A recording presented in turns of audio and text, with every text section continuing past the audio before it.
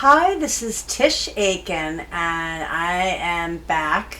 Been on hiatus because I got incredibly sick with food poisoning on about a week ago Friday, and it took me up until yesterday to really fully recuperate. And one of the things with all of the Piscean energy we dealt with recently is that strong Neptunian influences or Piscean influences can affect your immune system. Sometimes you can get bugs or viruses. In this case, I got really bad food poisoning.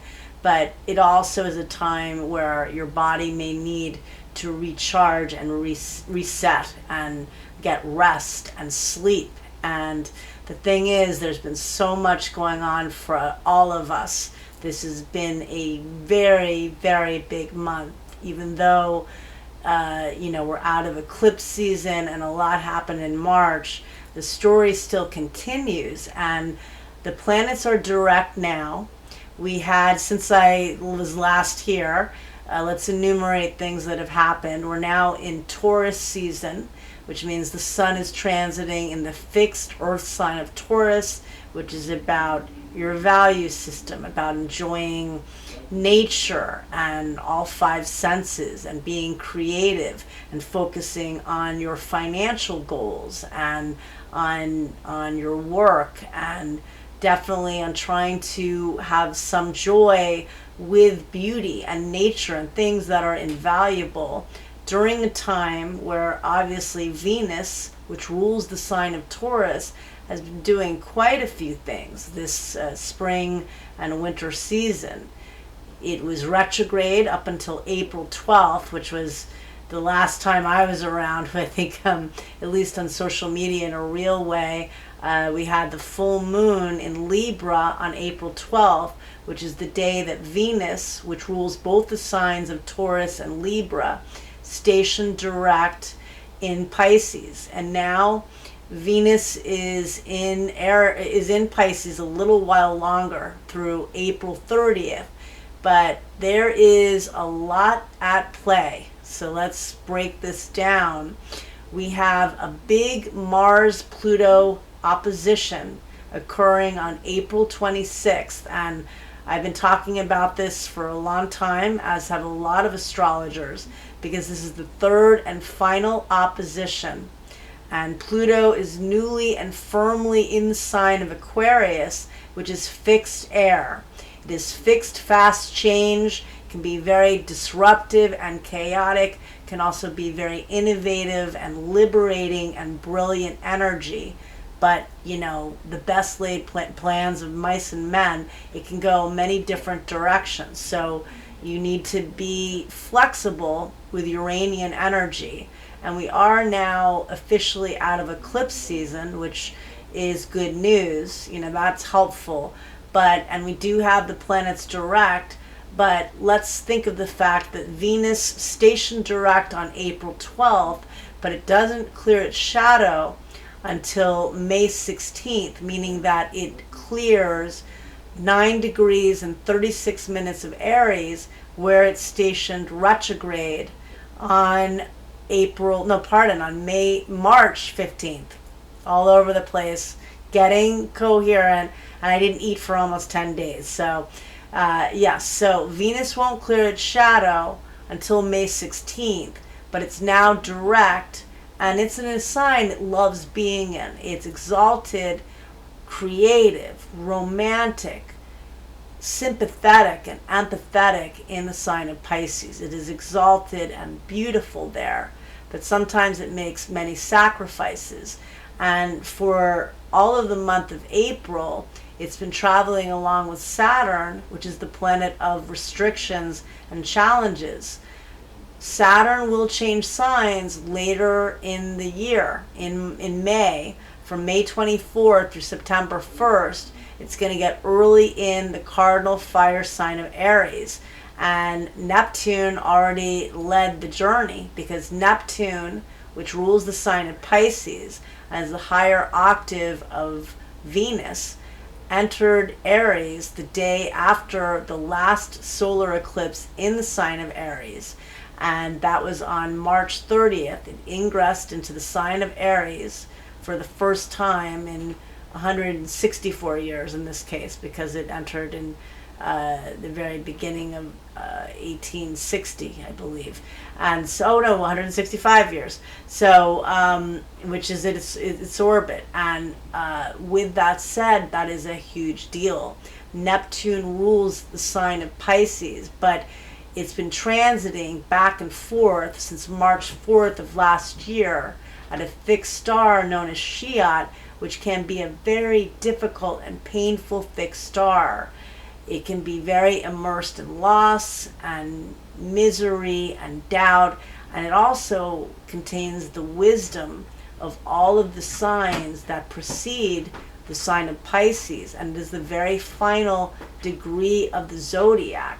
We've had the North Node at that degree in early January. On January 12th of this year, the nodes of fate are always retrograding, and the North Node got to 29 degrees of Pisces.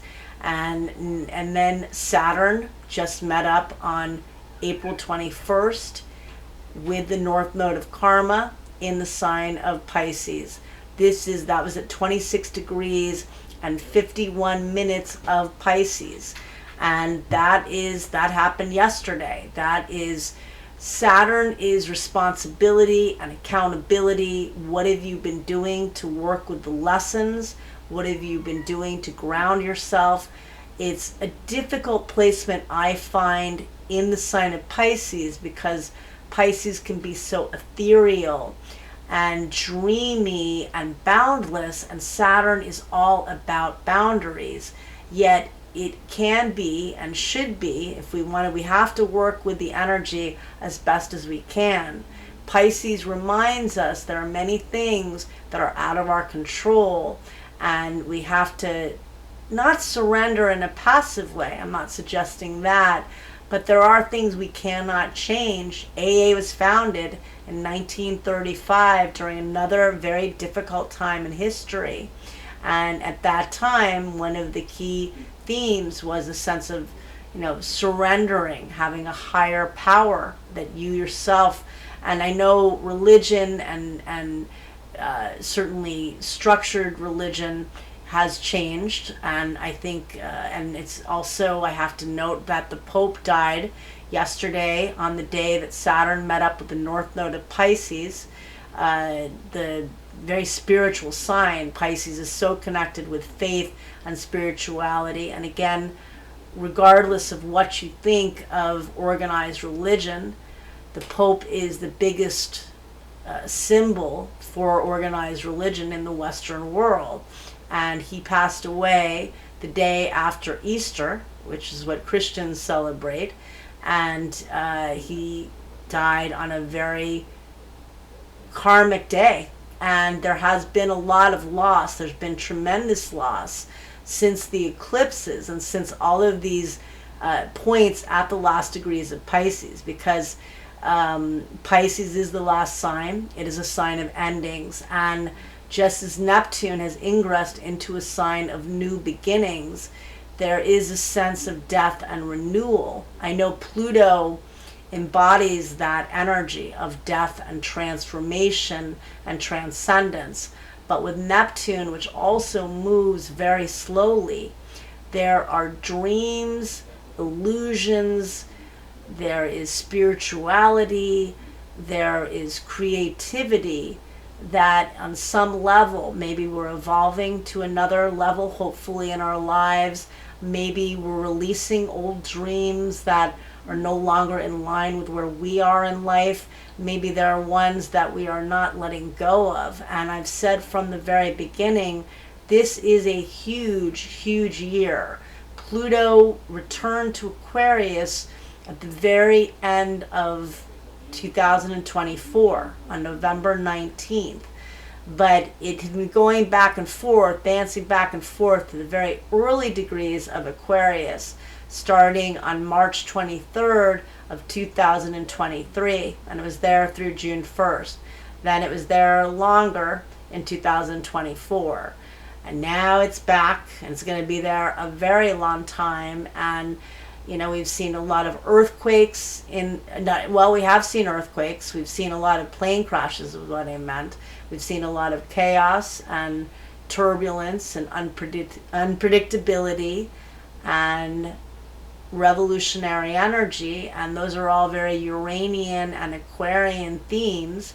Aquarius does rule. Uranus does rule Aquarius, and among other things, Aquarius is the iconoclast of the zodiac. It is the rebel that fights for personal freedom and for groups and communities and for humanity. It's the humanitarian of the zodiac, and it's also the mad genius. You know, Uranus is the higher octave of Mercury. So there's a lot of innovation and innovative energy, but we have to realize that Venus is direct, but it doesn't clear its shadow until May 16th. So it's still close to Saturn, and it's close to Neptune too. Even though Neptune is now in a different sign, they are conjunct out of sign. And so there can be the illusion and the confusion. There can also be incredible manifestation with Venus and Neptune convening. And Venus will return to the sign of Aries, where it initially retrograded on March 1st at 10 degrees and 50 minutes of Aries. It will return on April 30th. Now, every time a personal planet enters Aries, it's going to meet up with Neptune. We had Mercury, which also retrograded initially in Aries, returned to Pisces. It's stationed direct on April 7th. It entered, or returned rather, to the sign of Aries on April 15th or April 16th, depending on your time zone, and immediately met up with Neptune, which for the first time in our lifetime, with Mercury in Aries meeting up with Neptune, that could bring innovative thinking or creative thinking, but it can also make things seem more spacey for Mercury being in the sign of Aries, because Aries is very logical and quick thinking, and then you've got the Neptune haze, although again it could bring very intuitive fast thinking, and that can be helpful too. And Venus will follow the dance when it returns to Aries on April 30th and then meets up with Neptune on May 2nd. But I should get to what's going on now. We've got previews of those themes, and again, we're really not going to be out of all of the shadows. Mercury clears its shadow on April 26th, so that's not far away. That's a big day, okay, but it's not far away. We've got Mars on May 2nd and Venus on May 16th. Then those three personal planets are out of their shadow and even more effective. But at least we've got planets direct, and there is a lot going on. And we've got, again, fated and karmic decisions and partnerships with Saturn in the North Node having just met up yesterday. Tomorrow we have the Sun square Pluto. Well, Mars is now in Leo, which is ruled by the Sun. The sign of Leo is ruled by the Sun. Sun squaring Pluto in Sun in Taurus squaring Pluto in Aquarius. Well, there could be major endings or power plays. Dramatic events could occur. And we're also building up to the third and final Mars-Pluto opposition that will occur on April 26th at 9:05 p.m. Eastern Daylight Time at 3 degrees and 48 minutes of Leo and Aquarius. As Rick Levine says, Mars fights battles and it wins a lot of battles, but Pluto wins the war. Pluto is the higher octave of Mars, and Pluto does not mess around. We had the first opposition on November 3rd, which is right before the election, when Mars was at the last degree of Cancer and Pluto was at the last degree of Capricorn. That's people in authority, that's the elite, that is, that's Pluto at the last degree of Capricorn, encapsulating the CEO, the CFO, rules and regulations, people in leadership. That's very Capricornian. Now we had our second Mars-Pluto opposition on January 3rd. That was 3 days before the fires erupted in LA. And there are two charts for LA. The first, which a lot of people use, is September 4th of 1781. That's just 8 years before the French Revolution and 4 years after the American Revolution. And at that time, Pluto was at 3 degrees. I think it was almost at 4 degrees, actually. 4 degrees, almost 5 degrees, but 4 degrees and 47 minutes of Aquarius. Well, this upcoming Mars-Pluto opposition is hitting the Pluto of that chart. And then there's a second chart for LA that is April 4th of 1850. And that has a lot of Aries in it. And it does have its north node in Leo, because you think of that Leo energy too. I think of that fire and performers and such. But there's a tremendous amount in Aries. And again, there were fires that erupted. And Mars does rule fire, among other things. And Pluto in Aquarius, I think, makes sense because that's an area known for its earthquakes. And also for its innovation and inventiveness, certainly.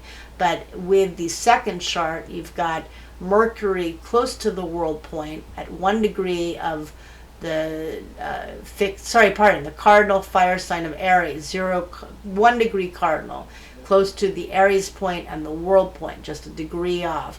There's a lot more Aries than that, but Venus is at 22 degrees of Aries, which is 22 cardinal, right at the world point, and conjunct Uranus, a lot of innovation, sometimes instability. And so that's another chart, but I wonder if there's more that comes out from what's been going on in Los Angeles since the fires erupted in the beginning of the year. And also hopefully helping with healing. And they will be having their Pluto return next year, so hopefully that brings transformation and healing on a deeper and profound level, because there's a lot to heal. And on a broader scope, what does this mean for the world and for the US? We've got a Mars-Pluto opposition at 3 degrees and 48 minutes of Leo and Aquarius on the 26th, and that is a big deal. And a huge deal, the third and final, just the same week as we're having the third and final Venus-Saturn conjunction. And we know the market has been very, very erratic, and a lot of these things were implemented, all of it actually was implemented during Venus retrograde. So obviously there wasn't a consulting astrologer, but on April 4th, that was the day, the initial day the market really tanked. And then Saturn was sextile Uranus that day. Those are both the rulers of Aquarius, and they were in harmony. But Venus was retrograde. We have all this Piscean energy, and at that time both Venus and Mercury were still in Pisces. Mercury was direct. No, Mercury wasn't direct yet. It didn't go direct till April 7th, 3 days later. And so you had Venus and Mercury retrograde. And the bigger deal, again, I will emphasize over and over, because people, Mercury retrograde is a big deal, but it only happens, it happens a lot, rather. Venus is only once every year and a half, and Venus rules the sign of Taurus. It rules banking, and it rules how we earn an income, and rules money, among other things. And we had it in a sign it loves to be in, but retrograde. And that's not a good time to make big purchases or big financial decisions. And especially when there's a lot of murky Piscean energy. And so that was also at play.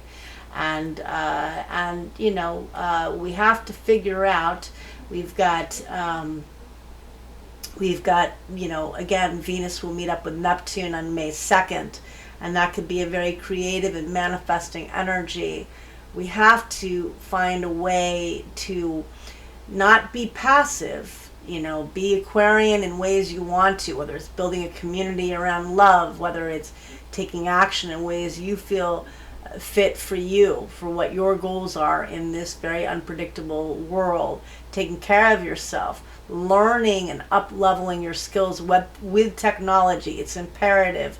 There will be new ways of making money, and that may be our way of dealing with this financial instability. In ways of, there's so many new platforms all the time I'm hearing about. There always were, in recent times, but now it's on steroids. And so we've got that going on, and we have a new moon on the very following day on April 27th. But before I get to that, I do want to say that we feel both the energy of Mars and Uranus before they become exact. Learned that years ago. Mars comes in with a charge. Think of it. It's the ram. And so it comes in and it rams right in.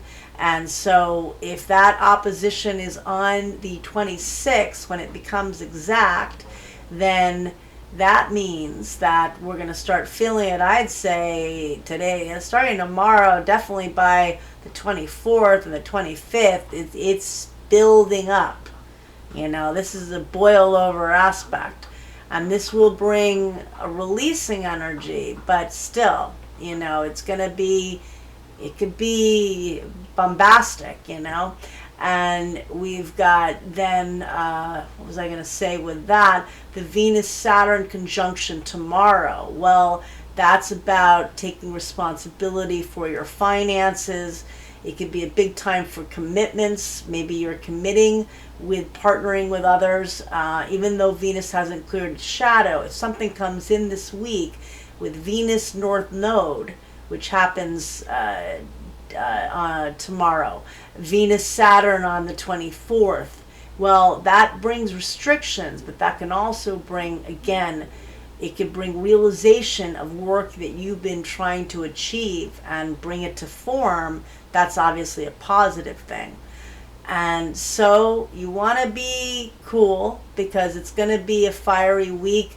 The moon enters Aries on Friday, and it enters at 3:24 a.m. Eastern Daylight Time. So we're going to have the moon in Aries, and Mars rules the sign of Aries, and in modern astrology, and we've got that Mars-Pluto opposition going on, and this weekend, obviously. And just try to take it easy and try to think of things you want to detoxify from. Great time to put a lot of salt around to clear the negativity, burn some Palo Santo or some sage. The new moon is on the 27th.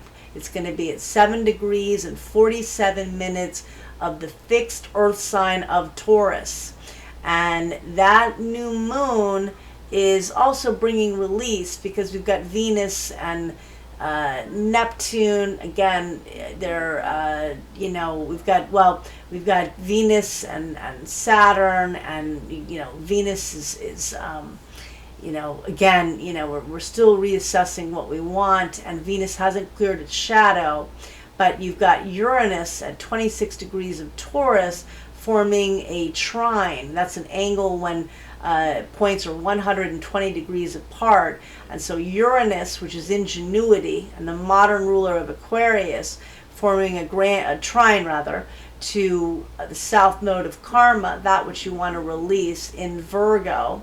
And then it's forming a sextile. That's when 2 points are 60 degrees apart in Taurus, in Pisces and in Taurus. And so Taurus and Pisces rather.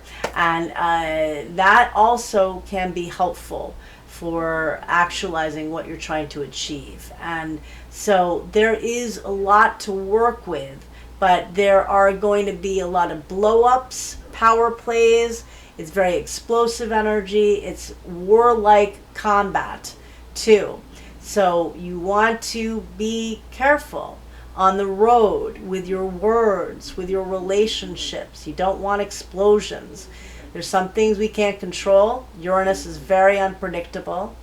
And this is a good time to work with your crystals that ground your anxiety, that make you feel protected. Selenite is all over my apartment right now, and I've got a lot of amethyst around, and just things that make you feel grounded. And take care. And with the new moon, it is going to be in Taurus. That's beautiful. It's exalted there. But it's a reminder that it's still, it's a wide orb, but it's squaring Pluto in Aquarius. There are things we're releasing. And you've got the North Node, Saturn, and Venus all nearly, all close together. And it's letting go. And I wish you a lot of luck. All right, thank you. Take care.